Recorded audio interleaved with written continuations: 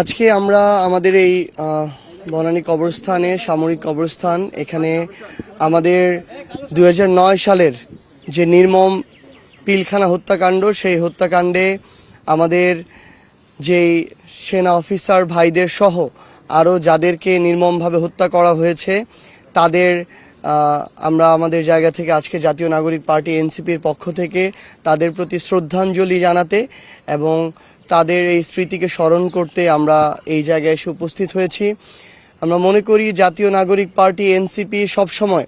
বাংলাদেশপন্থী যারা যারা বাংলাদেশের জন্য লড়াই করে, জীবন দেয়, তাদের সাথে তাদের স্মৃতিকে স্মরণ করে সবসময় সামনের দিনের রাজনীতি নির্ধারণ করবে। 2009-এর সেই দিনে এই 25শে ফেব্রুয়ারিতে যখন আওয়ামী লীগ এবং সংশ্লিষ্ট আরও বিভিন্ন অংশীদার তারা প্রত্যক্ষ এবং পরোক্ষভাবে পরিকল্পনা করে আমাদের বাংলাদেশ সেনাবাহিনীকে দুর্বল করার জন্য এবং বাংলাদেশের এই সশস্ত্র বাহিনীর বিভিন্ন প্রতিষ্ঠানকে একে অপরের পিছনে তারা লেলিয়ে দিয়ে যেভাবে এত বড় একটি হত্যাকাণ্ড ঘটিয়েছে, এটা বাংলাদেশের ইতিহাসে একটা খারাপ দৃষ্টান্ত হয়ে সবসময় থাকবে। সেটা থেকে আমরা আমাদের